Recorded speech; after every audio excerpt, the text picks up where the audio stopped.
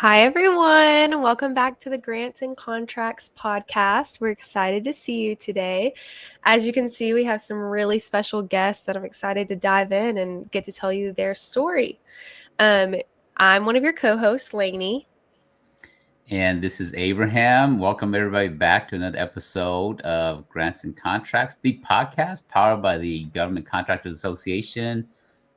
And I've got some long-term friends we were talking about earlier, and we've known each other for 35 plus years. And so they're here to share about their government contracting journey and how they started their family business. Now, they've had other businesses before they got to the government market, but they started a brand new government contracting business and grew that to where they won some of their first few contracts. And so they're going to come and share their journey a little bit with us. But before we introduce them, Lainey, any thoughts about what's happening in the world of government contracting or what's happening in your world before we really dive into our guests here? Yeah, first thing, I had to tell you this. I haven't told you this yet. We know Abe loves pickleball. So I was in Austin this weekend and I went by this pickleball court that looked like it had a million pickleball courts in one. And every time I went by, I was like, I need to take a picture and send it to Abe because he is like gonna want to fly out here to play pickleball with all these people. It was also 98 degrees, so I was like, I don't even know how they're out there playing pickleball right now. But that was exciting. But yes, since we last talked, I know that Guy was my co-host last week, but I've had some really crazy changes happen. Obviously, there's a conflict going on. Just some different political changes that have happened, since we last talked. And don't want to give away anything, but we're actually going to be talking about that in an episode next week. We think that's important to kind of talk about anytime there's any new changes, what could that happen? And, I think in the next week we could see even more changes than we've seen right now. So Yeah, Lainey set the stage for a teaser for our episode next week. We're going to be talking about war and the mhm. impact on government contractors, good, bad, and ugly. And so, not necessarily to capitalize on hardship and loss of lives, but to talk about more so from as Israel and Iran and Ukraine and Russia and all the different world conflicts, how that impacts the defense industrial base, which 50-60% of government contracting is tied to the Department of Defense. So we talk about that next week. So don't forget to come and hang out with us next week, and we'll provide the link to that episode in a little bit. And if you stay to the end, we have some goodies and some bonuses for everybody that stays to the end for this podcast here.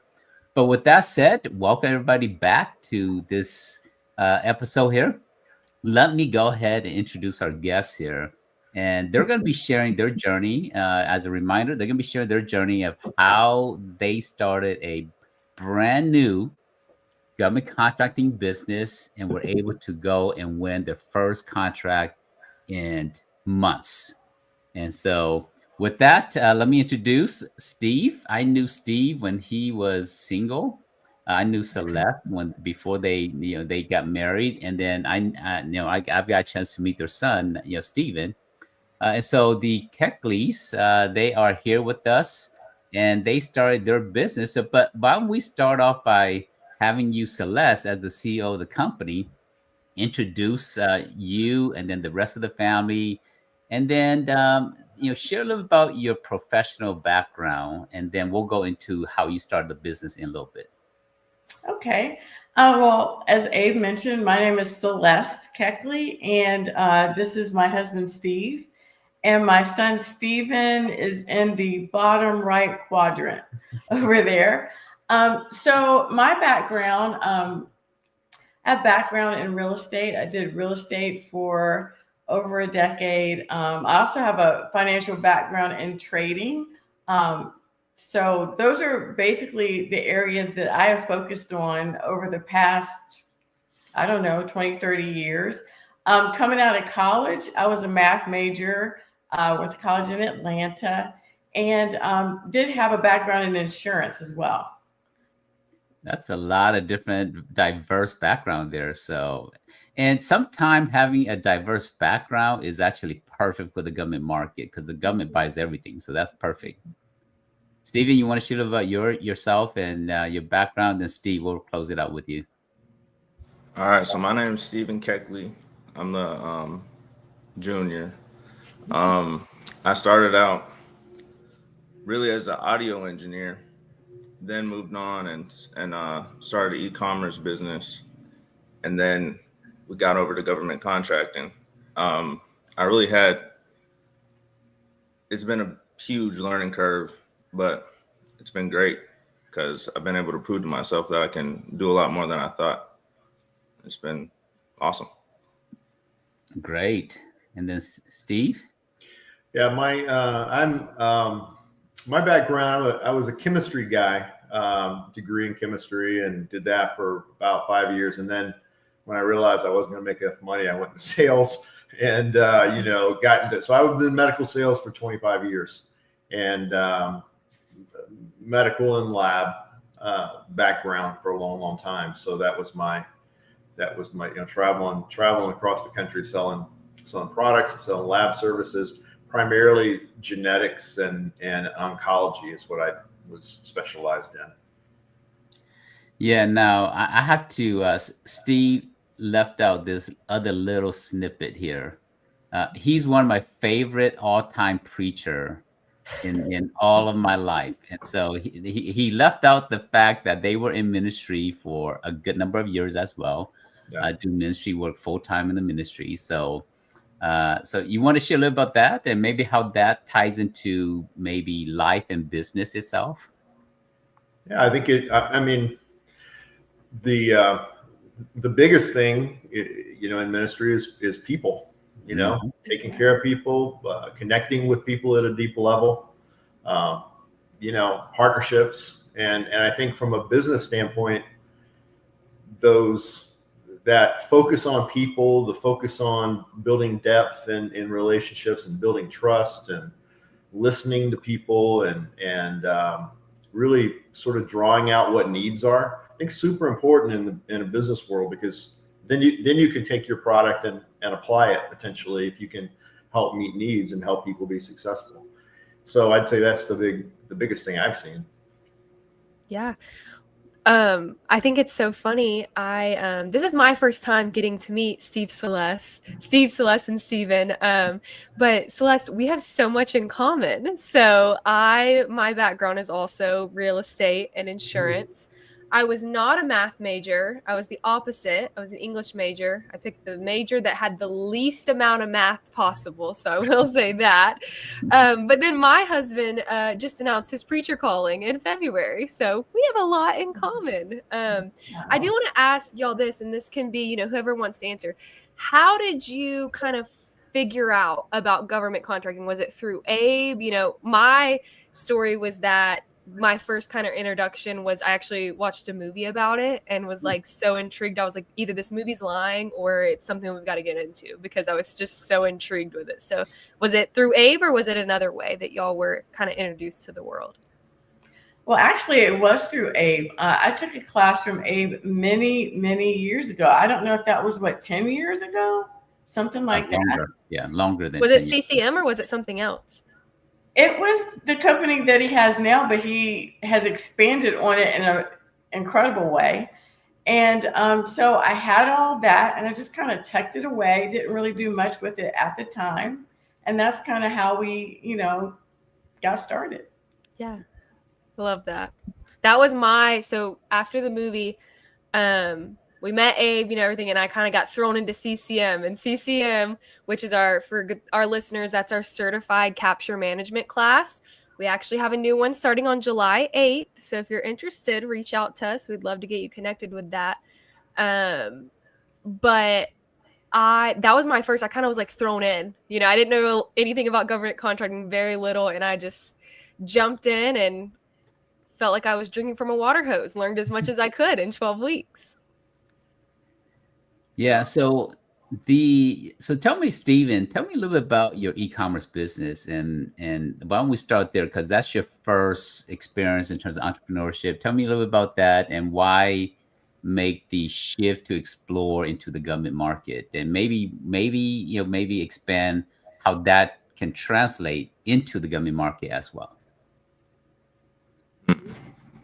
Well, there was a lot of physical output in our business.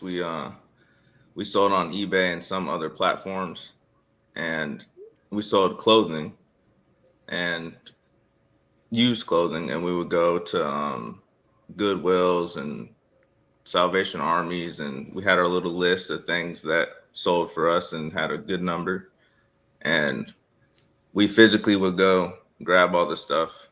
It was good because I got to have more time with my dad, definitely get closer, but it was also exhausting. And then we had to come back and after you get all this stuff, you got to go post it. And eventually we got to the point where we started hiring out people to do that part for us. And we just kind of handled the getting the stuff and then basically managing the inventory. Mm-hmm. As far as how it ties into government contracting, I have no idea. It was it felt like a totally different world when we started CCM. I had no idea what I was getting into. I'm glad I did now. You guys do a great job of with CCM. I realized the further we get into our government contracting journey, the amount of knowledge that we have allows us to skip a lot of issues Mm-hmm. that we would have definitely hit. Oh yeah, I'd love to come back and talk about challenges of that is really inherent to any business, but specifically in the government market. But I'll answer your question, my question to you a little bit in terms of how e-commerce and what you guys are doing. Right, you started a small little company where you went and found goods, mainly clothing, brands that you recognize that people are searching for, looking for, and then you um, package it in a way that is ideal for people to make decisions to purchase it. And that's really what you're doing in the government market right now, right? You're working with manufacturers. So instead of going to Goodwill, you're going directly to the manufacturers.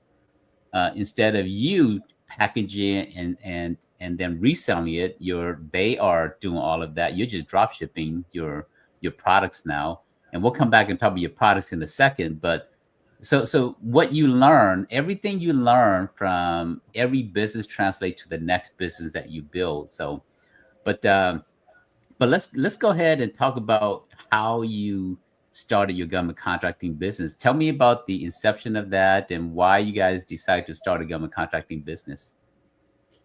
I think as Celeste said, she had already had a little bit of experience with you. And we were sort of at a point where, as Stephen expressed, we were worn out trying to build this little thing. And early on, I was also working full-time job. So we were getting worn out, but we were looking for other opportunities. And the three of us wanted to do it together. Mm-hmm. So we said, hey, what about that government contracting thing?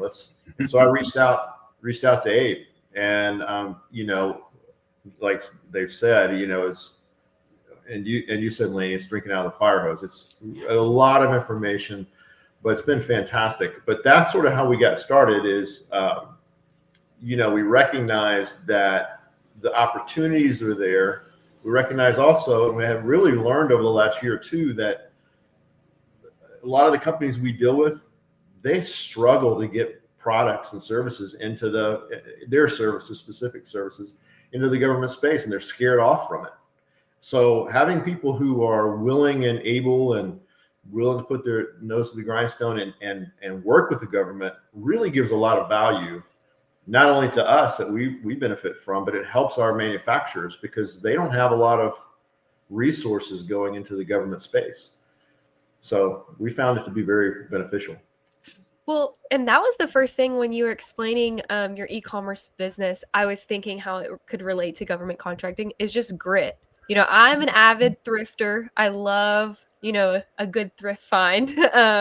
But I mean, some days you're going in and you're not getting what you wanted. It's a true scavenger hunt, and you're always trying to find things and everything. And I feel like government contracting is that. First, it's a scavenger hunt to find the opportunities, but it's the grit of, Abe says this a lot. It's not, you don't fail in government contracting, you give up. So that's the thing. So it's, if you keep going, you keep having that grit, you're going to have success. So I think that probably taught y'all a lot in that, doing all the thrifting and doing that kind of stuff, because you have good days and you have bad days. Definitely. Yeah, and then for those of you who are just joining us live, some of you are watching this on replay, but some of you guys are joining us live. If you could let us know where you're joining us from and give us the name of your company, that gives us a little bit perspective of who's on here with us. That'd be awesome. And so I always enjoy having you guys join us live here in the podcast. And then those who watch replay, we love you just as much. So coming back to Steve, Celeste, and Steven, how you guys have varying different backgrounds. So Steven, you wanted to be you want to be in the music industry. Steven, you have a sales and pharmaceutical and medical background. Celeste, you got professional services and all the different things. How did you narrow it down to say, okay, this is the niche we're going to start with? Because a lot of companies don't know what to start with. How did you guys go through that process, and why did you choose the niche that you chose? Yeah, we took all of the. Thankfully, we had some guidance, and we had a coach to help us. Sometimes you need an extra set of eyes, and Abe really helped us with that. And then also going through the process of taking all those different components and then sort of putting them through the filter. So I think for us, the 25 years of medical and laboratory and all that experience sort of overrode everything else from the standpoint of having the most experience. While at the same time, Celeste says she was a math major, she was also a chemistry minor. So Celeste knows that piece of it. And then I think now in the world we're in now with you have to have the e-commerce. That's a great benefit to have in your business. And so Steven's benefit, what he brings to the table from that, and it just a new set of eyes. My eyes are a little older. Celeste is still very, very young, but Steven has fresh eyes to see new technologies and ways to get information out and those kinds of things. So, it's sort of narrowed down because of the vast amount of years. But we saw the benefits of how each person's strengths and experiences really come together, and we can move forward as a team. I would say too, Steve had the freshest connections, and so that was very helpful as well. Yeah, because I remember we explored doing services, whether it's real estate, property management, facility support services, administrative management. So we explored that, the service side, and then we looked at Steve's background and Steven's e-commerce background, and we said, maybe medical equipment, medical supplies might be a better entry point. And do you guys remember why I shared that might be a better entry point? It has to do something that starts with a P. I don't know as far as the P, but I do remember you saying that it was a good niche market in terms of what we could be able to do in the government space, because there weren't a lot of women-owned companies in that space. I do remember you saying that. Yeah, the services needs past performance. Okay. Products does not need past performance, right? Because that was one of the factors that if you do services, that means you have to go build a lot of teaming partners. If you do products, you just need to find manufacturers and distributors to work with. And so that allow you to get into the government market very fast. And so for some of you who are watching this episode, that's a very critical component as you're deciding, should you do services, especially if you're new. Now, if you have existing business, you continue to sell what you have in the government market, into the government market. But if you're brand new, or if you're transitioning from private sector to the public sector, you're trying to decide which niche should I start with. If you have the option of doing a product versus a service, it's always better to start with the product, because in that situation, it just comes down to, is it the right product? And do you have decent pricing, competitive pricing? And you can get started quickly in the government market for that purpose there. Now, Stephen, I have a question for you.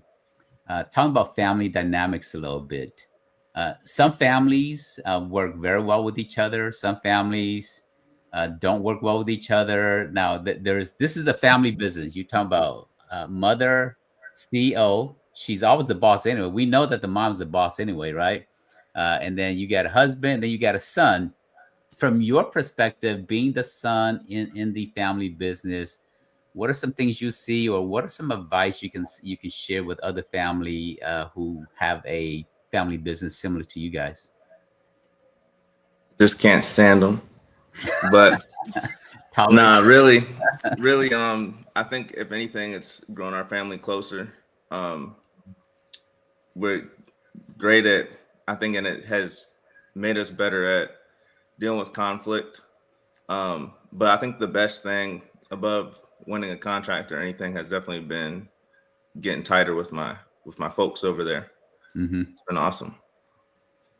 I have a couple follow-up questions. So when I first got into government contracting, I was working with family, but not my family, my in-laws, which I know that word can be scary for some people. I love my in-laws. I have the greatest in-laws. You know, I really won the lottery in that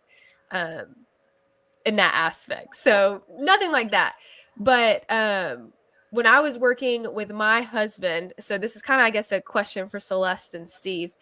We work together every single day. So, you know, Monday through Friday, we work together. So on the weekends, you know, that was sometimes I'd say, hey, you go fishing. I'm going to go do this. You know, we've been together a lot. Is that kind of the dynamic with y'all, or you're still like, no, we do everything together on the weekends? We pretty much, I mean, at the end of every day, we spend time watching our favorite shows together. Okay, I mean, yeah. So we do have some time that we don't do things, like I go spend time with my mom every weekend, but we generally do most things still together. Yeah. I mean, we do also, the dynamic is, you know, we don't do this for work. We don't do the same things.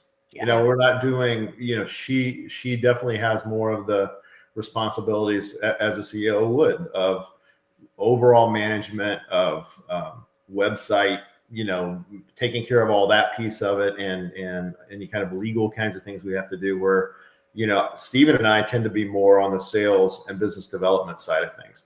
And so we work together, but as time's gone, we really are doing our you know, together. We share stories along the day and all that, but we have about a 2-hour meeting once a week, and we sort of talk business. And on the weekends, we don't really talk business. You know, it's not, but we enjoy it being separated. Yeah. So she has her piece of it. I have my piece. It makes it for, and Stephen has his piece. And so there's some sanity still left in our family once it's all done. Yeah, that sounds like such a good dynamic, because for us, it was kind of business all the time. So we'd be coming over, you know, for a Saturday dinner, and I'd be like, can we just talk about the weather? You know, I don't want to talk about business. You know, this is my day off. Can we just not talk about it? And my husband and his dad, they've always worked together, so they kind of always talk business. But I just think it's funny kind of hearing other people's perspective, because I don't know if y'all get the same thing, but so many people would ask us, how are y'all together all day? You know, I could never work with my husband, or I could never work with my family. And I'm like, we just work, you know, we go to lunch together. It's not that big of a deal. So I will say too, we are in separate spaces in the house. So we're not literally in the same space all day long. I think that's good too, which Abe and Via, I mean, I guess I've never asked y'all that question. They work together as well. And from what I see as being a team member, they work very well together. So I have to chime in on that. So in one of my previous business, Vien and I, it was real estate. And so She said, "Hey, I want to come and help you out with the real estate business." And 1 week later, she just disappeared. And I probably did something that hurt the the the the dynamic of how we work together in the business. And so 1 week later, she just stopped coming in. Never told me why. I think she was protecting me from from my feelings or something like that.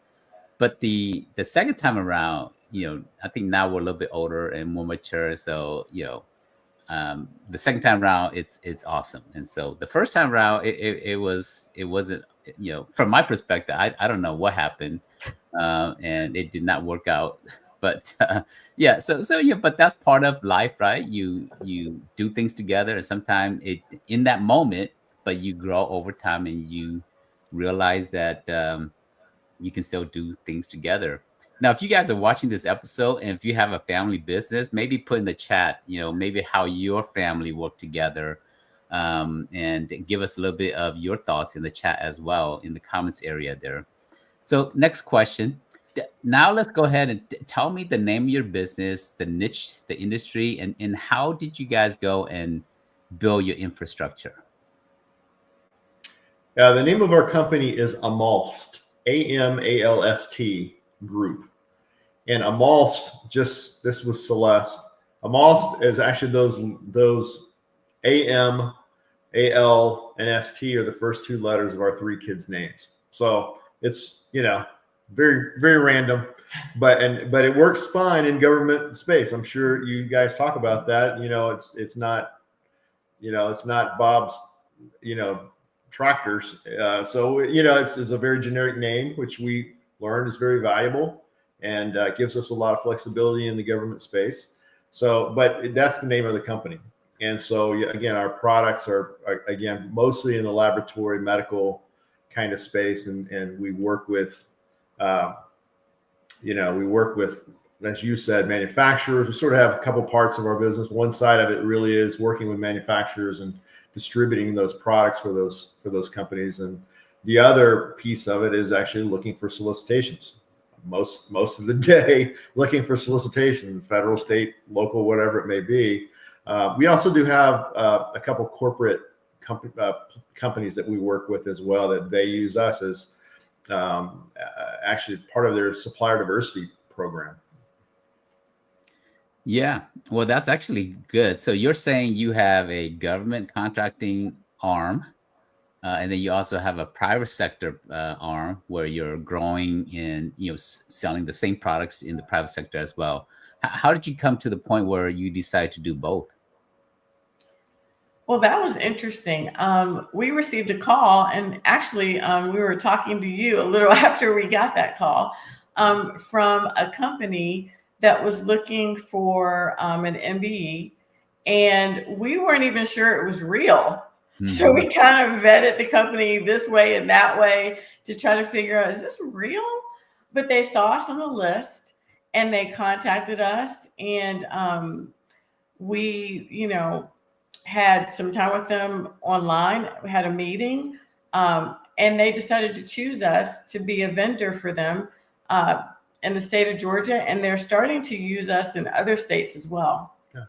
And it's a public company, $1 billion revenue kind of company. So it's a good opportunity for us. Yeah, and let me give you a little bit, for those of you who's joining us on this episode, I'll give you a little bit more perspective on that. So part of your business strategy in the government market is to, once you have your business established, you want to go after different certifications, small business certifications that you may qualify for, whether it's federal certifications, the 8A, the HubZone, STVSB, the VOSB, or the any of the other certifications you qualify for, the WSB at the federal level, or at the commercial level, you want your minority business enterprise MBE certification, or your DBE, and lots of other certifications. In a future class, we'll come back and revisit what are certifications and how to obtain those.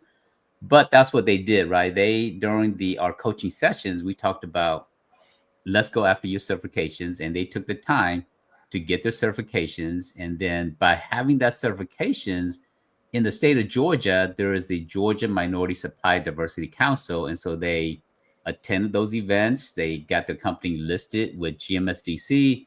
and that's how you guys were found. So very important decision.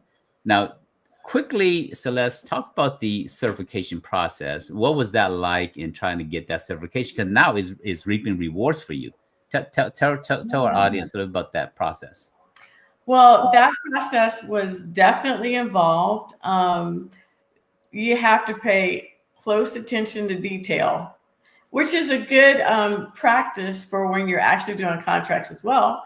Um, Steve was probably at the head of that more, so you may want to add more to it. But I do know that you have to follow directions very carefully, or you will be very frustrated in that process. So that's probably one of the most important things I would say is as you go through that process, understand that the government isn't on the same time frame as we are, because we want everything today and they want everything whenever they want everything. So it's going to take time, and we have to have a lot of patience going through that process. I don't know if you Yeah, very detailed, very lots of yeah. I mean, my job was mainly collecting all the information. And there's, to get on these to be certified in these certain areas, you have to provide lots and lots of information.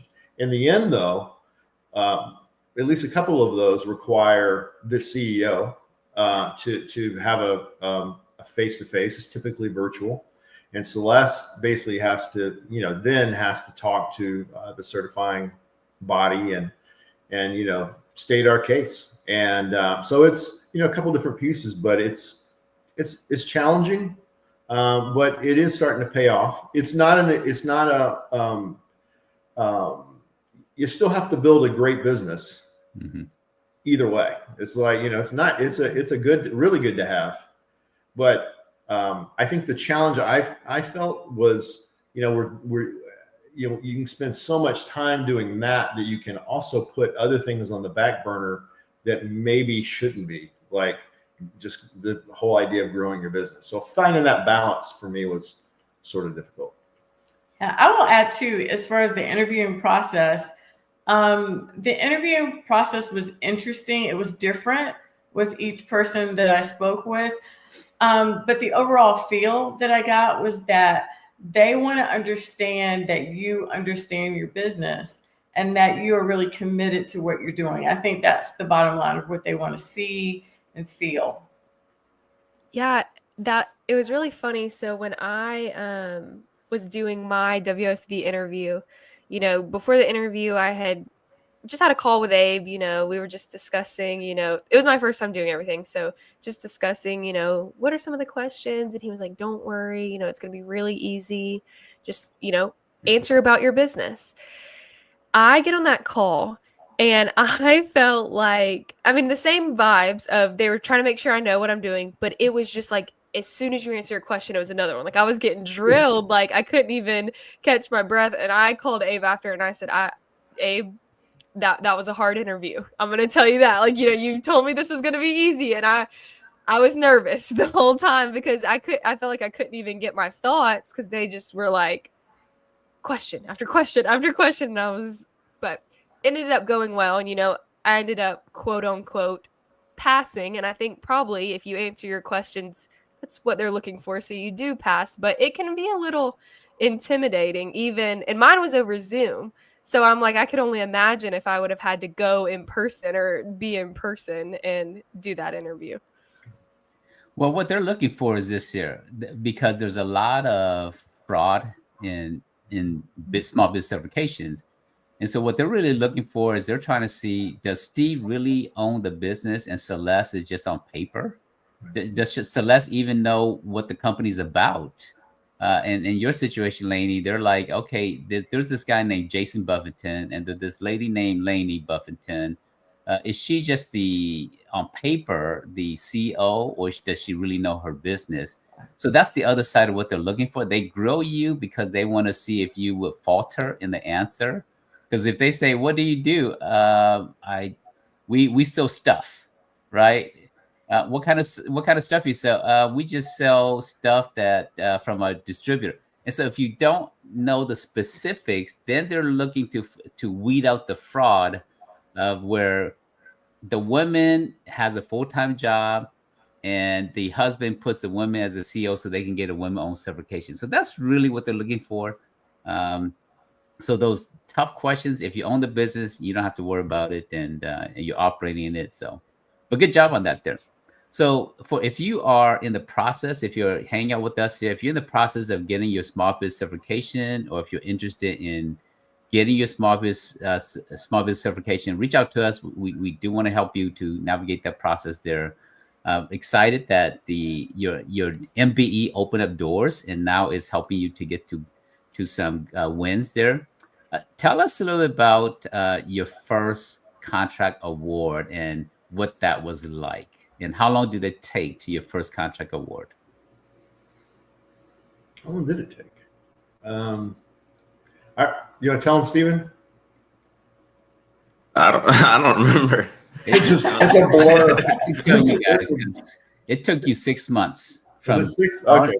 From starting your business to your first contract award. But tell us a little bit about how you got it and what the amount was, and a little bit about that side of it. Yeah, it was, we as we were building, like you said, 6 months, it probably took us all of that 6 months to build the foundations of a brand new business from the foundation. But we were starting to send out, we're starting to build relationships, and we were starting to look at solicitations. And, as you mentioned, selling products is can happen a little bit faster sometimes. And so we happened to find, there's in the state of Alabama, they have a system in place that you buy these they advertise their products and service solicitation for under a certain dollar amount. So we basically got it's called Alabama Buys.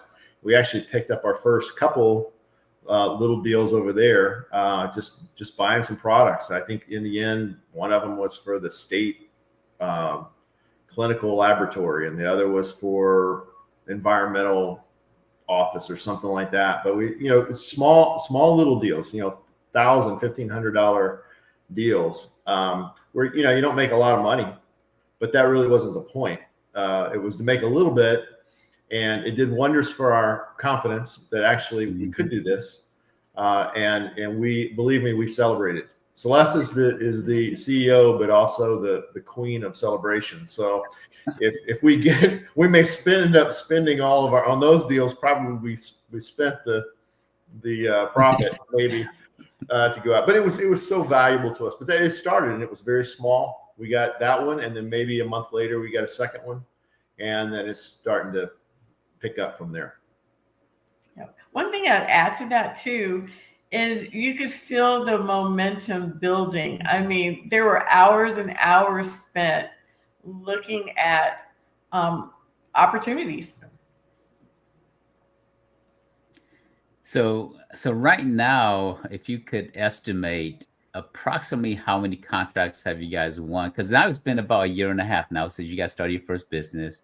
You won your first one in about 6 months into it, from no company in the government market to forming a whole new company, building a website, getting support, getting coaching support, but approximately how many contracts have you guys won? Five or six, and then a couple, as far as that part, and then we've had some commercial, obviously some commercial things as well, but just as far as government-based contracts, by 5 or 6. Mm-hmm. And we've got a lot more out there that we're waiting to hear, which is great. We're excited about. Mm-hmm. Yeah, well, that's, kudos to you for pushing through and, getting to your first contract awards, because a lot of companies only dream about, a lot of people only dream about starting business. You guys actually did that. And those who have businesses, they only dream about winning contract. You guys have achieved that. Now you're moving on to the next phase of what you guys are doing, which is growing your business. Share a little bit about what's ahead for you guys as it relates to your business. Stephen, you want to? We've got so many irons in the fire right now, and we're spending. And one of the things that Abe and his team do a great job of is talking about not just your product or your service and sort of selling that, but it's the partnership aspects of things. You know, you to be successful in the government space, you need people and you need teams and you need relationships. You know, whether it's in subcontracting relationships or teaming partners or those kinds of things. So I think right now, you know, we've sort of, maybe the first 6 or 8 months was sort of building foundation. The next few months was getting a few wins under our belt. And now it's sort of full-fledged, okay, let's really focus in on relationships. Let's grow this thing and expand it based on building relationships, helping people, that back and forth that goes on. I think that's sort of the stage we're in right now. And we're learning. I mean, we don't have that all figured out, but that's where we are. It's sort of in that spot now where we're trying to do that and be great citizens and helping other people be successful. And we're reaping some benefit from that. Yeah. One area that you guys are expanding to is more the consulting side of it, right? The service side of it. So can you dive a little bit deeper and share how that ties back to your products? But tell us a little bit about the service side that you guys are thinking about. Well, one of the things that we noticed is when we were starting to build partnerships with other companies, some of that we went to actually a conference called ADLM, and it was in Chicago. We went last year and we're going back this year. But some of the partnerships that were developed through that were companies that were actually overseas. And so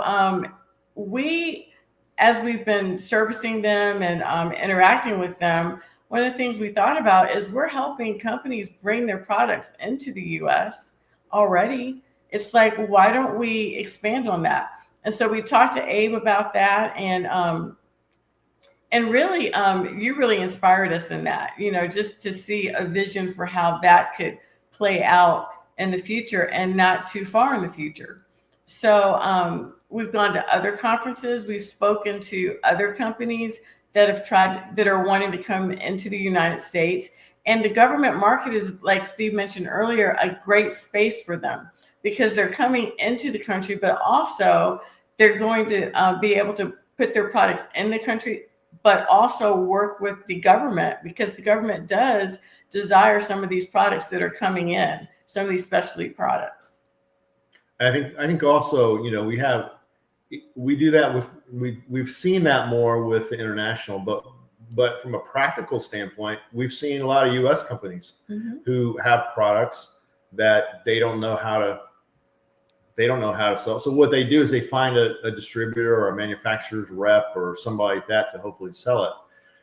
But they don't know how to walk through a lot of the processes. They don't understand regulatory maybe, or they don't understand, you know, a lot.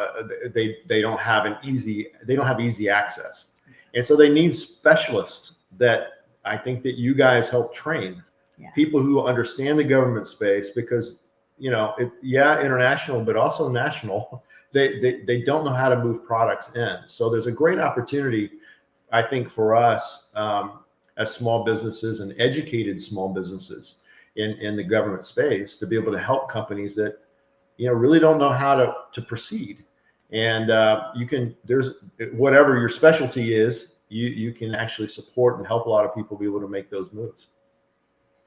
Can you dive a little deeper into that in terms of like some specific products that you guys are starting to develop relationship with, and like some of the unique products that you guys are engaging manufacturers and emerging tech companies? Go into some specifics there. I think that we're dealing with a company right now that's out of Spain. That's that is very specific. They only have really one product, maybe two sizes of that one product, and a special product for used primarily in research. It'd be used in university labs. It'd be used at places like the NIH and those kinds of things. Also could be used in a bigger case at a pharmaceutical company as well. But in a situation like that, they don't know the U.S. market. but they have something unique. They have something it's not available here in the U.S. right now. It doesn't have to be FDA approved or all the, it doesn't have to be done like that. There's not that not that many hoops that you have to jump through, but they don't know anything about the hoops at all. And so just being able to get in and start building relationships with contracting officers here or end users here in the government space, just starting to communicate about those products and starting to introduce a little bit about, hey, this could really help your end users, your scientists in this case. But it takes a lot of, for us, we've had to really sort of buckle down and learn the product so we can at least have a good conversation with somebody. But I think they really value having somebody with feet on the street here in the U.S. that can help walk through that. And if we don't know the answer, there's so many great resources to tap into, resources that we can get through the government, but resources we have with people like Abraham and others who understand what the process is. So that's one, for instance. And then we have another one in Finland right now that we'll see where it goes, but it's definitely has a DoD application. It's actually a product that's being used right now in the Ukrainian-Russian conflict. And so those kinds of things of understanding how to take that product and then come into the U.S. market. So we're going, next month, 2 months, going to a specific government. It's a military conference that's in Huntsville, and we'll go there and go show off the tool and see if we can't make some moves. But those are the kinds of situations. Just a couple examples of things that we're working with internationally. I'll mention too, there's a third where the product is not something that's necessarily unique, but it's way less than what they would get in the United States. So there's been some challenges with this particular product because we don't have anybody who's used this product in the United States yet. So it's a good idea to a lot of agencies, but they want to see reviews. They want to see proof from other people in the U.S. who've used this product. So that's been kind of a challenge for us, but there is lots of profit margin because it is manufactured for less and it performs the same thing. Yeah, you mentioned profit here.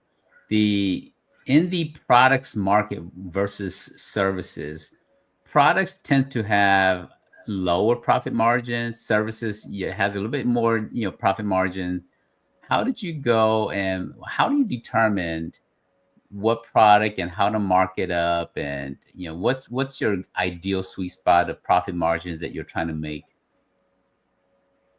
We want to be at least at 40 to 50% profit margin. The one Celeste was just talking about, it's out of Australia. That's 100%, profit margin in that case. So, that we really don't want to. We in the early stages and those early wins, we were willing to take significantly less than that, just to get some wins. But that's when we're talking to these manufacturers, we are looking to at least try to be 30, 40 plus %, because it's a lot of, as a small company, we're there's a flurry of activity always. We're working really hard, but you got to make sure you're getting profit on the back end to keep the company running. It's got to be worth your time, energy, and effort. So that's sort of what we're shooting for. Yeah, let me break that down for all of you who are joining us here. So there's a difference between gross profit and net profit. And so what you're talking about, Steve, here, you're talking about the market margins. So about, when let's assume you're paying $100 for a product. That's what the manufacturer is charging you. And so 30-40% markup so you're talking more about the markup here, meaning that you're going to mark it up $150 to the government, because within that you're marking up 50%. So you're paying $100 for it, you're marking up to $150 to the government. And then you guys are really good at doing market research, right? Studying what's the market tolerance and what's the current rates in the, whether it's from GSA Advantage or what are some of the agencies paying for these similar products. You do your market research and then you base upon how much you can actually mark up. But for most of you who are developing your product and market fit in terms of related back to pricing, generally if you're paying $100, you want to mark it up about 30%. So you're selling to the government for about $130 at a minimal, or else you're not going to be able to pay your staff. You're not going to be able to pay for your office space and your, shipping cost, all the other things. And so keep that in mind. Now, you love it when you pay $100 and you can sell it for $200, right? Maybe $250. That's the ideal scenario. But that only happens when you're buying, you're working with new innovation, new technology, where there's not a lot of competition.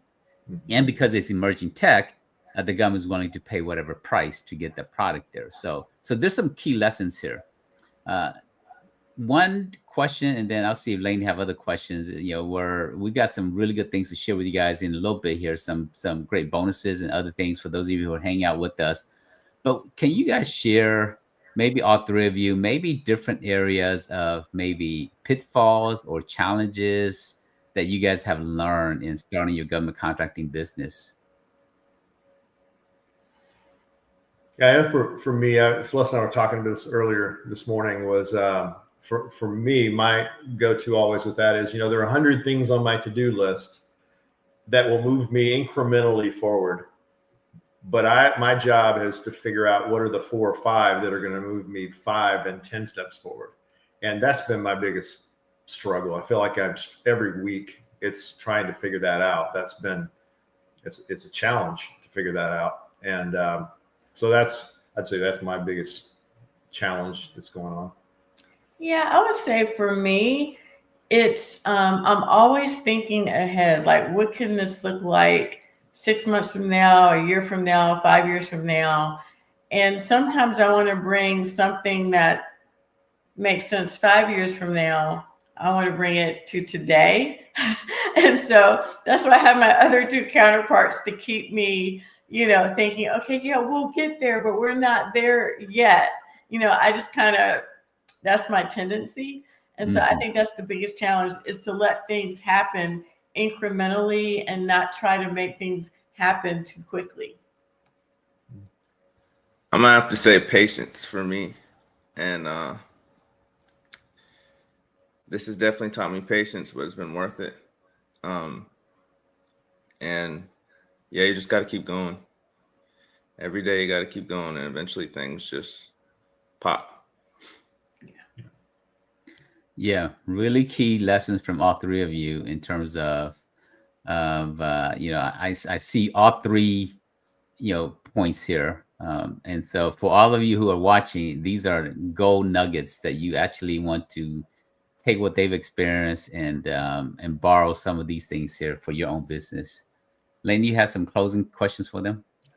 Not a question, but just saying, I've definitely felt each of these pain points y'all are talking about. And I think there's a really interesting transition when you go from, working for someone else, then working for yourself, according to what job you're coming from. The job I was coming from, I had stuff to get done for the day and I was done for the day. Like that was kind of on my list. And then tomorrow I'd have a new list.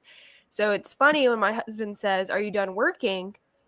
I will never be done working. There's no such thing, and that definition does not exist. So am I at a point where I will go eat dinner and be finished for the day? Maybe. But, are you done working is not a answerable question, I feel like, when you are doing your own thing, because there's always more that could be done. There's always something, if it's those moving you 1 inch or moving you 10 foot, that kind of stuff. But there's always going to be something. I mean, it kind of never ends. Absolutely. Government contracting is a process, right? You find a starting point and you just keep on going until you win your first contract. And when you win that first one, it may not change your life immediately, as Celeste shares, that it gives you confidence that you can do this here, but then continue to move forward, as Steven shared, that keep moving forward. And I have one of my favorite all-time quote I always share with everybody is, it's not a matter of if you'll win contract, but when you win a contract, just don't quit along the way. And if you do that, you will get to contracts. Now, with that, I want to share a little bit about their journey from a paper perspective, because we've been sharing about, they've been sharing about their journey from a experience perspective, but I want to share from a paper perspective. So I'm going to share my screen and see the process of what they took to get to their first few awards. And you guys remember this here. So this is where we started. We started here and we went from back in February of 2024. So it's been a year and about 4 or 5 months now when we first started our coaching sessions. And then we went from that to where we gave you some tools, some softwares, we assigned some early tasks. And then we say, okay, now go get a domain name, right? And then we talk about going after defining your why you're in business. We talk about what product, what services do, what niche offering you guys want to do. And we kind of went there developing your capability statements, some getting images for that. And then we talk about setting your company, doing your shares, how to set that up. And then getting your personal credit, making sure that your personal credit is starting your business credit, so that when you win contract, we went to certifications. And so by about 3 months into it, right, we were talking about certifications and then creating some a video, and we went into setting up your searching for opportunity. And this is what you were talking about, right, Steven? You were talking about, hey, every day you're looking for opportunities. And then you started attending some events. And then from that, you started going to the, some of the other events out there, and, continue to equip yourself, learning. But this is right. So you started back in February. So exactly almost to the date, about 6 months later, you won your first 2 contracts. And I know you guys, said you don't remember exactly, but I remember because I'm in this journey with you. So I know approximately when you won your first contract. So your first 2 contract here, and we continue, right? We continue to go through this whole process of building your business and so forth. So for those of you who are interested in learning more about the coaching program that we use to help them, you can go to GovCoach, and I'm going to put that in the link down here. And you can learn more about our coaching program, of what we did to kind of help them get to their government contracting business going. And when you go to GovCoach, this is what you're going to see. It's just going to talk a little bit about our coaching program and what a business, what we do to help a business. So if you're interested, go to GovCoach and learn more about it here. With that there, I want to see if there are some advice that you guys have, Steve, Celeste, and Steven. Any advice, good, bad, or ugly, or just any closing thoughts you want to leave to our listeners from your experiences. What would those things be? I would say write a business plan. I think that's a really important thing. I keep my business plan next to me every day. It's there. It's in a slip. I can look at it. And then the second thing I would say is to plan out your day. I know some people hate that, and I'm not a fan of that, but I do plan out my day. And even if I don't accomplish everything that I have, sometimes I plan it from hour to hour. And if I don't accomplish it at that particular time or on that particular day, it's okay. But what that does is it keeps me on track, because I can tend to wander off into activities that aren't productive if I don't have something to keep me on track. Yeah, I know. For me, one is, you mentioned coaching. All of us need coaching. in whatever form or fashion, we all need coaching because we can't see. And sometimes even like you brought up, you remember certain, points in the game where it's like it's a blur for us, but you need more sets of eyes. And I think finding a coach, whatever that is really important because you can't do it by yourself. And I think the other thing is, I remember when Stephen and I started another business a while back, it was my goal was not necessarily to make money. It was to get close to him and teach him how to work hard. And I always used to tell him, it's work sometimes sucks, and you need to learn how to embrace the suck, and and fight through and make it grind and grit, like you were saying, Laney. Awesome, Stephen. I would say really relationships, like be good to people you work with, and sometimes it may not be a fit right then, but a lot of times we've had stuff that wasn't a fit then and it's turned around and shown up big for us later. Yeah, I mean, you've done a great job of sourcing out new manufacturers and distributors and partners, and so absolutely, treat people well. Some of these companies, they will help you guys to build wealth for you, Stephen. And I know, Steve, you share that sometimes is, you and Celeste, you live your life, and now you're building a legacy for Stephen, and so some really important lessons there. For all of you who are in business, ultimately you build a business either to build a legacy business where you hand it off to your family, or you build a business to sell. And you guys are building, in this situation, you guys are building a legacy business so that it can be generational. So really encouraged by that. More than anything, just really excited for you to have. I remember the first time we went to dinner and you guys said, hey, we want to start a business in government contracting. And here we are a year and a half later, and you have a business and you won contracts, and you've demonstrated to not only to yourself, but to really to all of our audience out there that it is possible to start a government contracting business from zero revenue to actually getting to your first contract and continue now to grow your business. So really important lessons that you've shared here. Lainey, any final thoughts? And then we're going to one last thing I want to share with everybody before we wrap up here.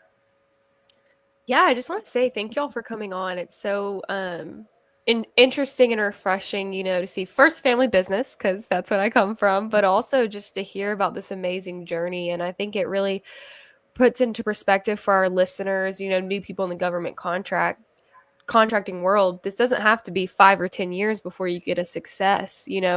Get the coaching, learn what you need to learn, and you can be successful in a pretty short amount of time, doing the right things. And that's why, I mean, I coached with Abe and now I get to work with Abe, but that's the reason kind of GCA does what we do, because we want you to succeed, but I don't want to say fast, because this is not a, get rich quick scheme by any means. There's work that has to be put in, but there's success that comes from government contracting. So thank y'all today for just kind of explaining everything and kind of letting us see into your business and your day-to-day lives.